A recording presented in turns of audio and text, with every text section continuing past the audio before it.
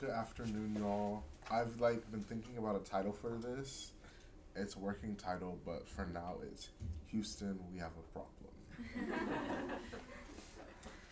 I was raised on the south side of Houston, Texas. The south side produces rich culture and uber talented individuals, from Beyonce to Megan Thee Stallion, and including the Breakfast Club, a soul food restaurant which has global critical acclaim. Yet, growing up, I most frequently heard about poverty and violence in the south side of Houston and in Houston's communities of color. Although Houston is one of the most diverse cities in the United States, that fact is incredibly misleading because the city is woefully segregated by race and class. Some of the most tangible or visible effects of racial and class inequality can be found in the public school system.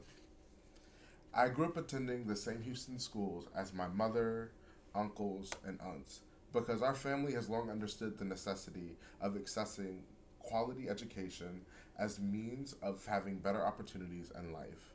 Like my grandma, who we all lovingly refer to as Nanny, my mother ensured that I was able to attend magnet schools with gifted and talented programs in elementary and middle school, and a magnet high school, Marable B. Lamar. I also have three younger cousins who are now enrolled at Lamar. This matriculation, however, does not happen automatically. Students are required to apply in order to enroll in a magnet school at a school that is located outside of their Houston ISD zone boundary, which is assigned based on your zip code and address. Zip codes are often used to discern and differentiate between groups based on data about income or property value and demographic information such as race. The Houston Independent School District, like many other urban districts, subject their poor families and families of color to segregation. Unfortunately, many American schools facilitate not only cultural or social separation, but also economic inequality due to education being determinative in terms of income, wealth, and career.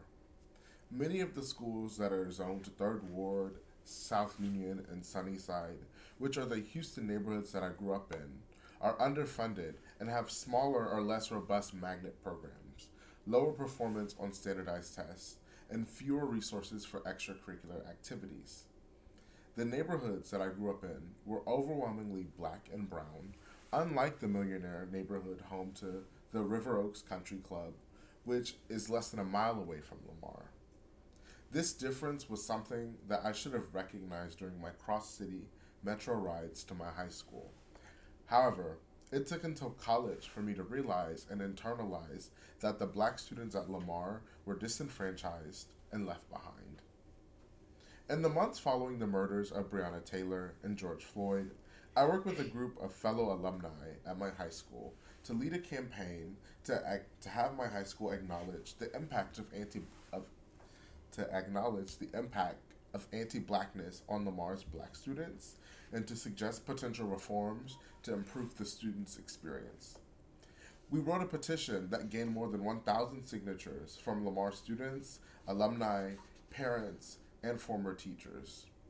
We collected student stories about their experiences with racism, police, and mental health at Lamar. We also reached out both to school and district leaders to pursue conversations around reform, which centered on racial achievement gaps, implicitly racist practices, and trauma response. While I was at Lamar, black students were harassed by campus police, disproportionately disciplined, and inadequately educated about racism and black history, and were disallowed from forming a black student union. Further, the curricular structure of Lamar automatically split students between recommended courses and honors courses, literally segregating classrooms, but also furthering gaps in knowledge attainment for black students.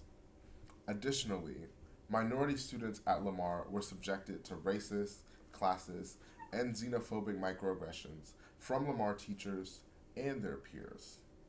For example, there was one instance of a non black science teacher writing the N word on her board and saying it aloud several times for a lesson, which wound up having no consequence. There were instances of xenophobia, racism, and Islamophobia instigated by two famous racially segregated groups called Powwow and Wachaka. Lamar administrators have long known about these unsanctioned groups, which operate like a high school fraternity and sorority because of their popularity with the local news media, including during a 2016 blackface incident for which Lamar took no action. However, administrators frequently took action against black students for breaking even the simplest rules. Black students were routinely punished more harshly in terms of detention, suspension, and expulsion to alternative schools for the same offenses as white students, including dress code violations, selling snacks, and going off campus for lunch.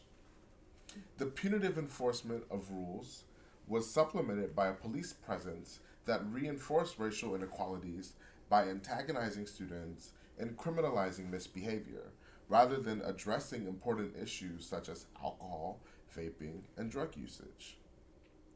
The first step to achieving change is fixing your lips to say something or to say difficult truths. To say all the things that everyone else might be thinking but might be afraid to say, or to speak up for those who might be unsure of how to unpack and speak out against oppression.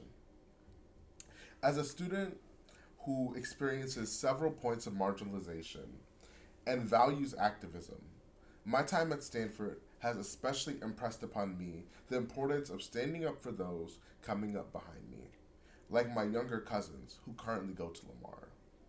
The future generations will continue to inherit political problems and social inequalities if no action is taken.